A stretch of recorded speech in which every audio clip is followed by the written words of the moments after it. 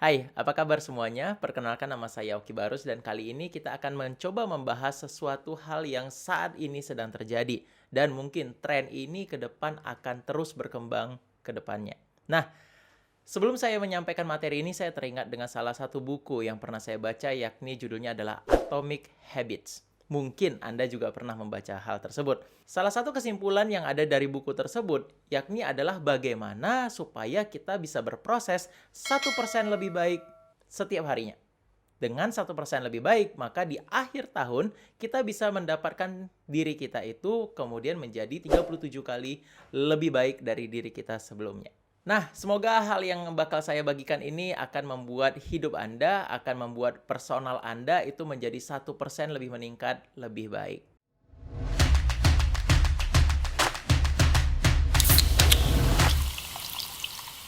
Nah, saat ini saya akan coba sharing kepada Anda satu hal yang menurut saya tadi itu cukup penting, yakni disebut dengan namanya remote working. Dan topik kita hari ini adalah empowering remote teamwork. Tentu kita mulai dari satu hal yang sederhana, yakni apa itu remote working. Remote working adalah suatu pekerjaan yang dapat diselesaikan dari mana saja. Nah, orang-orang yang bekerja dengan remote working itu kemudian biasanya disebut dengan seorang remote worker. Remote worker tersebut itu beda dengan yang namanya freelancer. Nah, kalau freelancer biasanya per project atau based on project. Tapi kalau remote worker itu biasanya pekerjaannya dia merupakan adalah seorang staff di dalam perusahaan. Tapi bedanya dia tidak perlu datang ke kantor untuk menyelesaikan activity atau menyelesaikan tugasnya. Karena apa? Karena pekerjaannya itu dapat diselesaikan dari rumah saja. Nah, sekarang kita sedang memasuki suatu environment bekerja di mana kita diizinkan untuk melakukan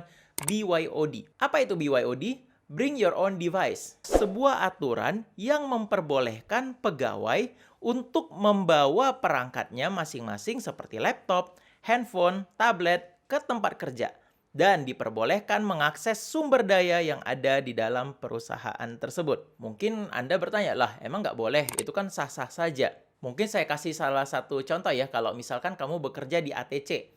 ATC itu adalah Air Traffic Control, yang biasanya itu ada di bandara.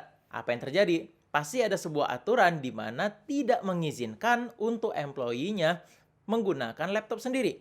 Bayangkan ketika ada sebuah pesawat yang mau landing, dan kemudian tiba-tiba laptop kita itu kemudian blue screen, atau paling tidak not responding. Wah, bisa kacau tuh. Oleh karena itu, ada beberapa perusahaan yang kemudian memutuskan untuk tidak mengizinkan para employee-nya untuk membawa perangkatnya sendiri. Nah, salah satu pertanyaan berikutnya adalah kenapa kita perlu membahas si remote working tersebut. Nah, tentu mungkin saya tidak perlu membahas terlalu panjang mengenai hal ini. Karena apa? Kita sama-sama berada di kondisi pandemik, yang mana mengakibatkan kita tidak bisa langsung berinteraksi satu dengan yang lainnya. Nah, kalau Anda mungkin bertanya, apakah kemudian tren remote working ini baru muncul ketika kondisi pandemik? Sebenarnya tidak. Saya memiliki satu buah data yang dituliskan di dalam Business to Community, yakni sebagai berikut. In 2020, before the arrival COVID-19, there were already 7 million people working remotely in the US, or 3.4% of the population. Nah, jadi di Amerika sendiri sebelum adanya COVID, itu sudah terjadi ya para remote worker. Ada 3,4% jumlahnya dari total populasi. Jadi cukup banyak.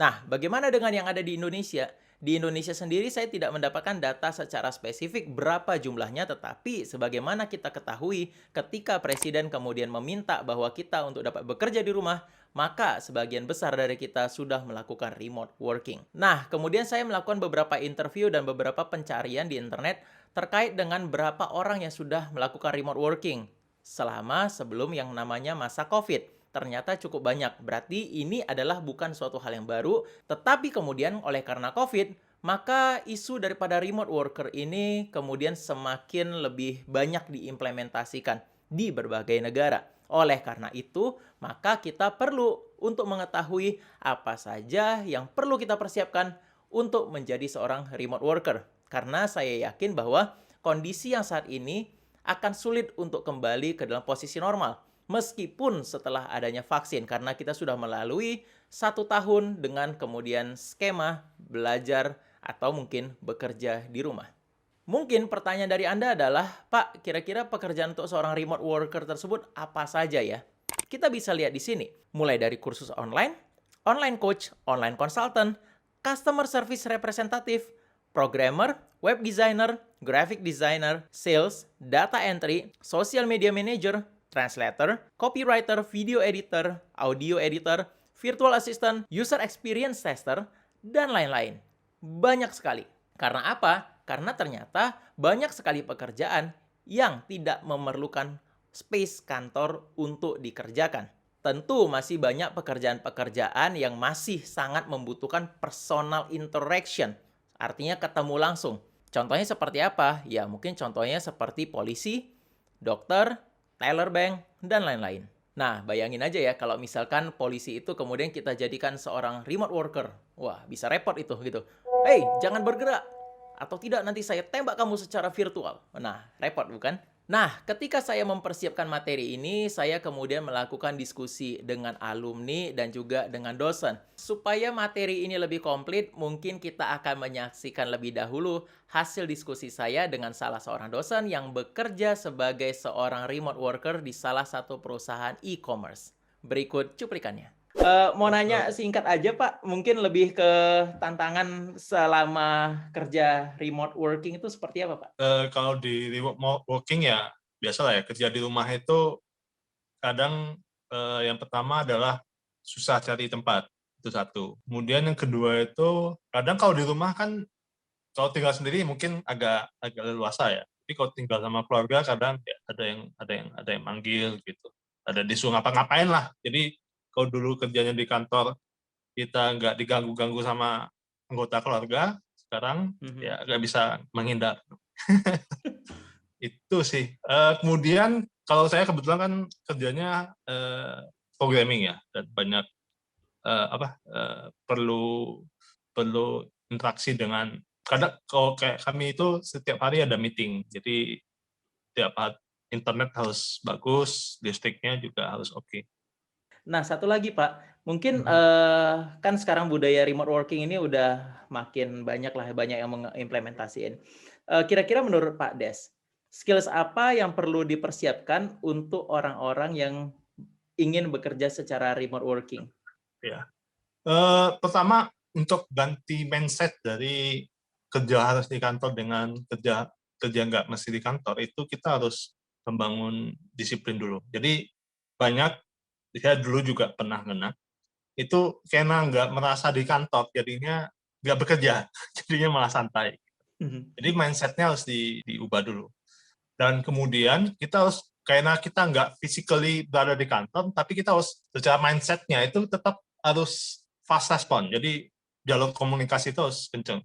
Karena supaya kita tetap bisa dipercayai, atau ya pertama itu percaya ya. Jadi kan kalau Mhm. kalau kita secara fisiknya nggak di kantor itu kan, kenapa kok kita harus ke kantor? Karena sekarang itu kita harus menjaga kepercayaan bahwa selama nggak di kantor saya bisa perform. Nah, salah satunya gimana? Yaitu fast respond. Jangan nanti ada problem, ada yang cariin 2 jam atau 3 jam baru direspon. Itu kan menurunkan tingkat kepercayaan, dan secara performa kita dinilainya, wah ini orangnya lagi kerja atau enggak. Nah, Mmm. itu yang harus kita bangun supaya kerja dari rumah itu bisa apa, dari perusahaannya bisa percaya kita, kita juga harus perform dengan baik. Kemudian jaga batas-batas. Jadi kalau bisa ruang kerjanya itu jangan banyak yang ganggu deh. Kalau bisa disediakan satu tempat gitu. Kalau kita kadang kalau ada meeting jangan ada yang lalu lalang di belakang atau makan di sebelah gitu kan. Jadi kalau bisa sediakan tempat khusus untuk ya satu sudut atau apa yang jarang ada orang, agak tenang, yang nggak banyak gangguan, supaya kita bisa bisa fokus kerja. Nah, menurut saya, pekerjaan sebagai seorang remote worker ini adalah sebuah pekerjaan yang mana ditujukan kepada orang-orang yang cukup dewasa. Sebagaimana yang Anda ketahui bahwa dewasa dalam usia belum tentu dewasa dalam perbuatan. Di sini ada satu kata yakni adalah responsibility. Bagaimana kita dapat benar-benar bertanggung jawab bekerja tanpa dilihat oleh atasan. Nah, sekarang kita akan membahas main topiknya. yakni adalah bagaimana kita bisa mengempower kamu sebagai seorang remote worker. Yang mana ketika kamu bekerja, kamu bakal terlibat dengan banyak orang. Mungkin kamu bakal bertanya, Pak, tapi saya masih kuliah. Apakah hal ini perlu untuk saya persiapkan dari sekarang? Sebagaimana yang selalu saya katakan bahwa kuliah itu adalah simulasi kehidupan. Kalau kamu kemudian mau profesional, maka kamu bisa melatihnya dari bangku kuliah. Jadi, ketika mungkin kamu berorganisasi atau mungkin ketika kamu mengerjakan tugas, kamu dapat memanfaatkan berbagai opsi yang mungkin saya bisa tawarkan kepada kamu supaya dapat membantu kamu bukan hanya lebih profesional, tetapi dapat meningkatkan produktivitas kamu. Nah, jadi sebagaimana Anda bekerja sebagai seorang remote worker di tengah komunitas, maka satu hal pertama yang pasti Anda hadapi sebagai seorang worker, sebagai seorang profesional, yakni adalah melakukan meeting dan juga diskusi.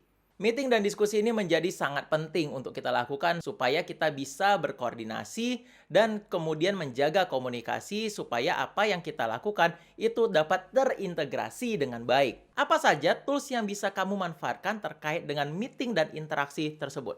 Nah, berikut ini adalah beberapa opsi toolsnya. Nah, saya yakin 100% bahwa Anda semua pasti sudah mencoba beberapa tools yang saya tawarkan ini. Mulai dari Zoom, Teams, Google Meet, dan lain-lain. Saya akan coba berbagi salah satu tools yang menurut saya cukup baik. Dan setelah saya mencoba aplikasi ini, membuat saya secara personal berpikir, mungkin suatu saat saya benar-benar tidak perlu datang ke kantor. Karena ternyata simulasi dari kondisi kantor tersebut bisa kita buat secara virtual. Nah, ini menarik nih. Nah, salah satu tools yang mungkin bakal menjadi pengganti Zoom di saat ini, atau mungkin pengganti kondisi kantor. Kalau sekarang kita mungkin masih memerlukan kantor ya, tetapi mungkin ke depan kita benar-benar nggak butuh kantor, karena kondisi yang ada di kantor itu bisa kita virtualkan. Salah satu tools yang saya ketemu untuk memvirtualkan ini namanya adalah Gather.town.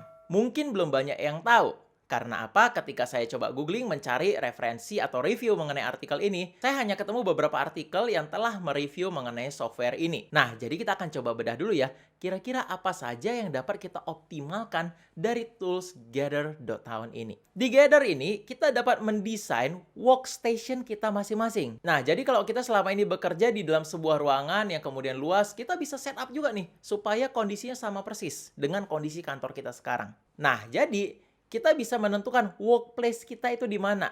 Meja kerja kita itu ada di mana. Kita bisa mulai menentukannya. Nah, jadi ketika kita masuk ke kantor, seperti yang Anda bisa lihat sekarang, Anda bisa langsung menggerakkan karakter Anda, lalu duduk di meja kerja yang Anda inginkan. Bukankah seperti itu ya ngantor biasa? Nah, jadi bisa kita lihat di sini sekarang bahwa ada teman saya yang baru datang. Maka dia pun bisa langsung mencari meja yang kosong dan kemudian langsung bekerja di situ. Masih sama ya dengan kondisi kerja sekarang ya. Kita datang, kemudian kita saling duduk di meja masing-masing. Tadi saya bilang ini kemudian bisa menggantikan kondisi real life kantor. Kenapa? Karena di sini bisa Anda lihat ketika saya berpapasan dengan teman saya, maka saya bisa juga saling say hi.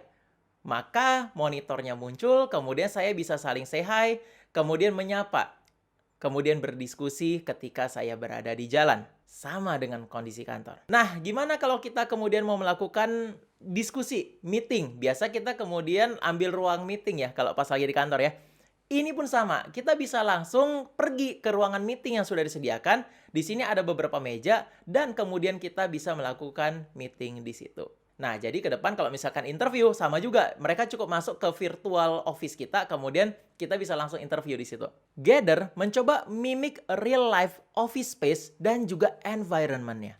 Jadi sama persis dengan kondisi kantor. Kalau kita berpapasan, kita bisa say hi, kemudian bisa saling bercerita, ngerumpi mungkin bahkan di salah satu lorong, dan lain-lain. Nah, selain itu, kita juga bisa tetap terjaga kualitas bekerja kita dengan kita bekerja di meja dengan privasi sendiri. Jadi sebagai atasan juga bisa lihat nih, oh tim saya sudah datang semua, mereka sedang bekerja masing-masing. Dan kalau si atasan tadi ingin melakukan koordinasi, dia tinggal datang ke workstation daripada si pegawai tersebut. Tentu bayarannya ada, bayarannya adalah biaya internet. Jadi kalau misalkan kamu ngantor dengan skema virtual seperti ini, mungkin kamu perlu terkoneksi dengan internet selama 8 jam sesuai dengan jam kerja ya. Jadi mungkin itu adalah trade-off atau harga yang harus dibayarkan. Nah, jadi Anda sudah tahu ya salah satu tools yang mungkin dapat menjadi pengganti tools-tools video conference yang saat ini mungkin Anda sering gunakan. Nah, yang nggak kalah pentingnya kembali adalah bagaimana kita bisa menjaga komunikasi kita. Salah satu yang umum digunakan orang adalah menggunakan WhatsApp Group, Line Group, dan lain-lain. Nah, jadi untuk menjaga komunikasi dalam sebuah perusahaan, memang pada umumnya kebanyakan perusahaan itu masih menggunakan WhatsApp dan juga Line Group untuk menjaga koordinasi. Kemudian mereka membentuk grup untuk mungkin Departemen Finance, Departemen Human Resource, ataupun departemen yang mencakup leaders yang ada di perusahaan tersebut. Tetapi, justru di banyak perusahaan sudah tidak merekomendasi untuk menggunakan WhatsApp Group atau Line Group lagi. Kenapa? Saya pernah coba diskusi nih dengan salah satu pimpinan perusahaan. Kemudian dia menyampaikan hal yang menurut saya cukup menarik. Dia menyampaikan seperti ini, kenapa ya tim saya itu seringkali tidak follow up atau tidak mengikuti instruksi yang sudah saya sampaikan di WhatsApp Group. Nah, setelah telusur punya telusur, saya coba kemudian ketemu dan interview masing-masing para employee supaya saya tidak membuat sebuah keputusan berdasarkan apa yang saya pahami saja. Apa yang saya temukan? Yang saya temukan ternyata adalah mereka bukannya tidak mau untuk mengerjakan instruksi atasan tersebut. Tetapi seringkali oleh karena kita berada di kondisi kantor, kemudian kita mungkin mengerjakan multiple project-project kecil sekaligus. Oleh karena itu, apa yang terjadi? Komunikasinya tertimpa, alhasil menjadi lupa. Nah, apabila pegawai kita lupa, apakah itu murni kesalahan daripada si pegawai tersebut? Menurut saya tidak. Karena ada sebuah riset yang mengatakan bahwa ada yang namanya the forgetting curve. Memang informasi yang kita terima itu bakal declining terus-menerus. Oleh karena itu, kita perlu mensiasati supaya informasi tersebut bisa terjaga senantiasa. Apa yang mau saya rekomendasi? Di sini saya akan rekomendasi sebuah tools yang bisa Anda manfaatkan, yakni namanya Slack. Slack bukan berantem. Karena bahasa Medan biasanya Slack adalah berantem. Slack ini sama seperti tools yang lainnya, yakni kemudian kita bisa gunakan, manfaatkan untuk chatting, berkirim gambar, berkirim data, berkirim file, dan lain-lain. Secara fungsi sama.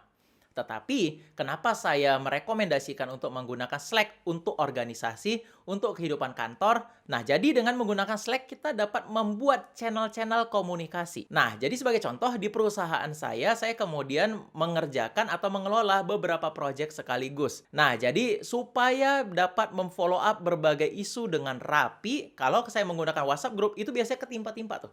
Tapi kalau menggunakan Slack, saya bisa membuat sebuah channel. Kalau di sini saya buat contohnya adalah saya sedang mengembangkan sebuah learning center. Maka saya buat di sini channelnya adalah JMP Learning Center. Nah, di situ kemudian kita bisa melakukan diskusi, kita bisa mengurutkan hal-hal apa yang akan kita lakukan untuk project ini. Nah, mungkin pada saat yang sama kita sedang mengelola branding. Nah, oleh karena itu, kita bisa buat channel-channel lain untuk beberapa project tersebut. Jadi, pembicaraan kita itu bisa lebih rapi ya. Nah, gimana kalau misalkan kita lagi mau posting jokes nih? Biasa kalau di grup kan kita suka, biar grupnya itu nyantai, kita suka posting jokes atau pengumuman atau apapun itu yang sifatnya random. Nah, maka saya buat sebuah channel yang mana memang namanya adalah random. Dengan tujuan segala sesuatu hal yang kemudian mau kita diskusikan, kita bisa lemparkan saja di situ. Jadi komunikasi kita itu lebih rapi ya. Jadi lebih enak sehingga ketika kita mau track down, oh ini udah sampai mana ya? Kita bisa langsung merujuk kepada si channel tersebut. Hal ini akan membantu kita sebagai seorang yang bekerja di situ atau seorang pimpinan itu untuk melakukan follow up terhadap berbagai hal-hal aktivitas yang sudah kita tentukan di dalam channel tersebut. Di beberapa organisasi, pemanfaatan daripada Slack ini sudah menjadi wajib dan rutin. Mereka sudah meninggalkan, bahkan tidak menggunakan WhatsApp atau mungkin Line sama sekali. Nah, bagi mahasiswa, apakah memungkinkan untuk menggunakan aplikasi ini? Tentu, apalagi kalau Anda sebagai seorang organisator. Kan sebagai organisator, itu ada beberapa program kerja, benar ya? Nah, program kerja tersebut dapat Anda buat channel-channelnya. Jadi, Anda bisa melakukan follow up. Dan Anda mungkin bisa tahu, apakah program kerja ini sudah dikerjakan, sudah sejauh mana, dan lain-lain. Nah, yang ketiga nih, salah satu tools yang pasti pernah Anda gunakan yakni adalah cloud storage. Oke, saya sangat merekomendasikan kepada Anda untuk mulai tidak menggunakan flash disk lagi, tapi Anda sudah bisa memanfaatkan si cloud storage tersebut. Dengan Anda menyimpan seluruh file Anda itu di cloud storage, maka akan memungkinkan bagi Anda untuk bekerja dimanapun. Jadi, ketika Anda berada dimanapun, selama Anda bawa laptop, Anda bisa tetap bekerja. Anda bisa tetap bekerja sesuai dengan lingkungan yang Anda suka. Beberapa ada yang suka kerja di kafe ya, beberapa ada yang suka di ruangan tenang, dan lain-lain. Nah, jadi saya tidak terlalu merekomendasi Anda untuk menggunakan flash disk ya, karena flash disk itu sama dengan pulpen atau pensil di zaman saya. Yakni apa? Bisa menghilang dengan cepat. Aha. Nah, seperti yang saya sampaikan tadi, selain untuk menyimpan, maka cloud storage itu bisa Anda gunakan untuk bekerja secara kolaborasi. Di era sekarang kita dituntut untuk bisa bekerja secara berkolaborasi lebih daripada satu orang. Oleh karena itu, dari kuliah Anda sudah sering dibentuk kelompok-kelompok supaya Anda terbiasa untuk berkoordinasi dan juga berinteraksi dengan orang lain. Itu adalah sebuah skill sebenarnya untuk berinteraksi dan berkoordinasi dengan orang lain. Nah, di software sendiri itu sudah banyak yang namanya collaboration tools. Nah, saat ini yang Anda lihat merupakan Office 365, di mana kalau dulu nih ketika Anda mau mengetik sesuatu, Anda perlu download, perlu install aplikasi dan softwarenya. Tetapi di era sekarang, Anda cukup klik linknya, kemudian Anda bisa langsung mengeditnya di browser Anda. Kemudian ketika Anda mau berbagi file tersebut untuk di-review atau mungkin ditambahkan oleh orang lain, Anda cukup mengklik tombol share. Sehingga satu dokumen itu kemudian bisa dibagi-bagi kepada banyak orang. Sehingga kita memungkinkan letak kolaborasinya adalah satu dokumen dikerjain bareng-bareng. Sehingga dulu kalau di zaman saya sering menghadapi masalah dengan yang namanya tugas satu fix. Tugas satu akan fix, tugas satu pasti fix, tugas satu ya ini bakal fix. Kira-kira seperti itu. Apalagi yang tugas akhir ya, Anda pasti relate dengan hal ini. Nah, tapi dengan menggunakan cloud storage tadi dan kemudian kita bisa bekerja secara kolaborasi, kita bisa menghindari data-data yang sifatnya redundant tersebut. Sehingga kita cukup punya satu single file yang berkualitas. Untuk tools kolaborasi ini ada banyak opsi yang bisa Anda pakai. Salah satunya adalah Office 365. Dan yang lain, Google juga mengeluarkan nih, namanya Google Suite. Yang mana Anda bisa mengakses tools pengolahan kata seperti Word, atau mungkin spreadsheet, atau mungkin PowerPoint, sama seperti yang ada di paket Office. Dan semuanya seringkali gratis. Nah, saya pikir kalau Anda implementasi ini sangat baik ya. Nah, jadi Anda bisa manfaatkan ya cloud storage dan juga tools kolaborasi tadi. Untuk produk Adobe sendiri sudah ada tools untuk kolaborasinya. Jadi kalau misalkan Anda suka untuk mengolah gambar, Anda kemudian bisa saling berbagi file editing Anda. Sehingga satu file editing bisa dikerjain oleh beberapa orang sekaligus. Kalau mungkin saya tanya kepada Anda, hari ini ngapain aja nih? Mungkin sebagian dari Anda bisa jadi lupa dengan, iya tadi dari pagi sampai sekarang saya udah ngapain aja ya. Kebanyakan dari kita merupakan orang-orang yang tidak mempersiapkan satu hari itu dengan rapi. Saya pun demikian. Tetapi saya cukup terbantu dengan adanya Google Calendar. Google Calendar dapat saya optimalkan untuk mencatat berbagai aktivitas yang akan saya lakukan dalam sepanjang satu hari. Bahkan Google Calendar juga bisa terintegrasi dengan Zoom Meeting. Sehingga kalau orang mengirimkan invitation, mereka bisa langsung menandai ke email saya dan kemudian itu langsung terintegrasi. Sehingga saya selalu bilang ke mahasiswa saya, daya ingat manusia itu terbatas. Sebisa mungkin hal-hal yang nggak perlu diingat, kita offload ke dalam aplikasi. Dan salah satu yang saya rekomendasi adalah Google Calendar. Meskipun demikian, saya masih merupakan seorang pengguna buku catatan. Karena apa? Karena seringkali ide-ide tersebut muncul begitu saja. Jadi saya selalu catat di dalam lembar kosong ini supaya saya bisa kembali memfollow up-nya. Dan mungkin suatu waktu saya bakal pindahkan kembali ke Google Calendar saya. Nah, saya akan tutup di sini. Ini adalah salah satu yang paling penting. Oke, dalam mengelola sebuah tugas yang ada dalam organisasi atau dalam perusahaan, maka biasanya akan ada serangkaian aktivitas yang perlu kita kerjakan. Untuk membantu saya dan juga tim saya untuk mengingat apa yang harus kita kerjakan, kalau di dunia offline biasanya kita gunakan yang namanya sticky notes. Jadi biasanya saya selalu punya whiteboard yang mana saya kasih baris-baris nih. Ini adalah bagian to do, ini adalah bagian doing, dan ini adalah bagian done. Kemudian dari satu sticky notes tersebut kita tempel-tempel tuh ke situ. Nah, jadi kita bisa lihat mana yang sedang dikerjakan, siapa yang mengerjakan, kapan deadline-nya, dan mana yang sudah selesai mungkin. Atau mana yang sedang dikerjakan. Jadi kalau misalkan pekerjaan tersebut sudah berpindah nih dari to do menjadi doing, saya kemudian pindahkan sticky notes-nya, kemudian saya tempelkan di tempat doing. Nah, hal ini kenapa banyak orang implementasi, saya pikir di banyak perusahaan juga mengimplementasi hal ini ya, karena kita itu adalah makhluk visual kebanyakan. Jadi kalau misalkan kita bisa melihat apa yang harus kita kerjakan, itu akan membantu kita untuk eksekusi dengan cepat. Oleh karena itu, ketika kita menyampaikan sebuah hal, sebaiknya jangan terlalu general, jangan terlalu umum. Nah, sebagai contoh, saya sedang mengerjakan desain sebuah web. Sebaiknya dalam sticky notes tersebut tidak hanya dituliskan mendesain sebuah web. Karena apa? Terlalu besar dan juga abstrak. Ketika Anda memberikan sebuah arahan yang abstrak kepada tim Anda, maka apa yang terjadi? Sulit mengukurnya.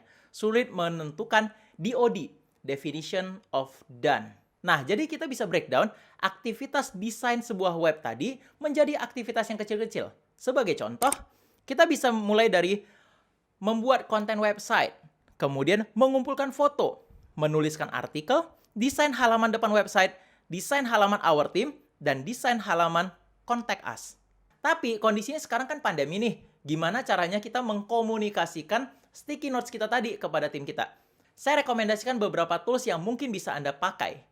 Ada dua opsi yang paling tidak saya bisa bagikan saat ini. Yang pertama namanya Trello, yang kedua namanya adalah Asana. Secara prinsip, kedua tools ini sama, tapi Anda bisa melakukan evaluasi terhadap masing-masing toolsnya. Nah, jadi intinya di situ ada sebuah dashboard di mana kita bisa membuat seperti tadi, ada to do, ada doing, dan kemudian ada done. Dan kemudian Anda mendaftarkan aktivitas Anda ke dalam dashboard tersebut. Apabila sudah selesai, Anda bisa langsung switch ke tempat yang lain.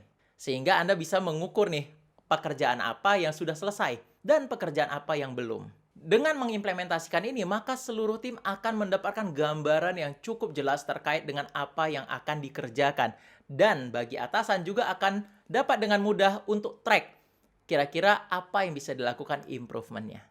Nah, Pak, saya masih mahasiswa lagi. Apakah ini bisa saya pakai untuk tugas sehari-hari? Bisa dong. Mungkin untuk mahasiswa, salah satu tugas yang paling langganan ya dilakukan oleh mahasiswa adalah membuat jurnal atau membuat paper. Betul ya? Nah, jadi untuk membuat paper ini kan biasanya ada bab 1, 2, 3, 4, 5. Jangan dibuat bab 1, 2, 3, 4, 5 saja. Terlalu besar dan abstrak. Contoh saya kasih. Kalau ketika Anda mengerjakan bab 1, maka Anda bisa buat mengerjakan bab 1 latar belakang. Mengerjakan bab 1 rumusan masalah. Atau mungkin mengerjakan bab 1 membaca 3 jurnal yang relevan. Dan lain-lain. Semoga membantu Anda ya. Jadi, balik. Saya selalu punya satu value yang selalu saya sampaikan. If you cannot measure it, you cannot manage it. Sekarang juga banyak satu topik yang banyak dibahas orang ya, yakni namanya overthinking. Jadi, ada masa-masa di mana tiba-tiba kita diserang dengan berbagai pemikiran. Menurut saya, itu disebabkan oleh karena kita tidak bisa mengeluarkan offloading apa yang ada di pikiran kita ke dalam sebuah kertas yang bisa kita ukur. Nah, jadi itu tadi ya beberapa hal yang dapat kita lakukan atau kita dapat implementasikan dalam organisasi kita dalam konteks empowering remote teamwork. Semoga dapat membantu supaya organisasi Anda bisa dapat berlari dengan lebih cepat. Saya coba simpulkan, bagi Anda yang bekerja secara remote teamwork, apa yang perlu Anda lakukan bersama tim Anda supaya Anda bisa tetap berlari dengan cepat. Nah, yang pertama, Anda dapat menyepakati aturan kerja, cara kerjanya, jam kerjanya. Anda boleh sepakati itu dengan tim Anda. Jadi mulai dari tadi ya, seperti melakukan update, tidak perlu setiap jam juga kita lakukan update. Pak, saya buat ini, Pak, saya buat ini, Pak, saya buat ini. Nggak perlu seperti itu juga. Mungkin kita sebagai orang yang berada dalam organisasi tersebut bisa dapat melihat sticky notes yang tadi sudah kita lihat. Sehingga kita tahu apa yang harus kita kerjakan dan apa yang bisa kita berikan kontribusinya. Dan yang paling penting, semua aturan tersebut dibuat dengan sangat amat jelas. Nah, yang kedua adalah tentukan ekspektasi Anda dan juga berikan kepercayaan Anda kepada tim Anda. Anda harus berikan ekspektasi yang jelas ya. Jadi, kalau tadi saya bilang definition of done-nya itu mesti clear. Jangan hanya sekedar kita bakal desain sebuah website. Terlalu abstrak. Jadi, Anda harus breakdown menjadi bagian yang kecil-kecil-kecil. Kalau di kelas project management, biasanya saya selalu sebutkan itu dengan WBS atau Work Breakdown Structure. Dan yang paling penting yang mau saya sarankan kepada orang-orang yang bekerja secara remote, yakni adalah hindari yang namanya micromanage. Sekali lagi, tugas daripada remote worker itu adalah tugas daripada orang-orang yang sudah mature. Dengan Anda melakukan micromanage, Anda tidak akan mendapatkan trust daripada tim Anda, dan Anda juga akan mungkin merasakan burnout. Berikan ruang kepercayaan kepada tim Anda. Nah, Kemudian yang ketiga, pastikan tim Anda yang bekerja secara remote itu kemudian tahu, diberikan bekal untuk mengetahui apa yang harus mereka lakukan selama dengan nuansa remote working. Kalau perlu bagikan pelatihan dan kalau perlu Anda boleh bagikan video ini kepada mereka sebagai brief awal. Nah, saran berikutnya kemudian lakukan ngerumpi virtual secara rutin. Oh, ngerumpi ya? Oh, benar. Jadi Anda perlu menjaga komunikasi yang sifatnya informal, secara terukur tentunya. Jadi dengan hal tersebut akan membantu tim Anda tetap berada dalam environment yang sehat tentunya ya. Mereka juga tidak hanya membicarakan pekerjaan-pekerjaan. Dalam hal ini, saya rekomendasi satu video di mana Simon Sinek dengan timnya kemudian melakukan ngerumpi virtual. Jadi ketika mereka meeting pagi hari, itu mereka bisa saling toast, say hi, dan seterusnya. Mereka juga bisa ceritain unek-unek atau mungkin appreciate teman-teman sekantor virtual yang kemudian mereka rasa banyak membantu mereka.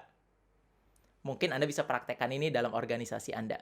Dan yang terakhir adalah share information and encourage your team to do the same. Oke. Nah, jadi seperti yang tadi saya buat ya di grup Slack-nya saya ya. Jadi saya ada satu channel di mana itu random, di mana kita biasanya di situ berbagi mengenai informasi, kadang hal-hal yang receh saja, kadang hal-hal yang menarik. Supaya apa? Supaya kita bisa tidak hanya sekedar menjaga komunikasi, tetapi sama-sama bertumbuh di dalam organisasi tersebut. Nah, jadi itu ya serangkaian materi yang bisa saya sampaikan untuk empowering remote teamwork di era seperti sekarang. Saya yakin bahwa kondisi ini mungkin akan sulit untuk kembali ke kondisi sebelum pandemi. Akan muncul banyak pekerjaan remote teamwork yang mungkin akan Anda jalani.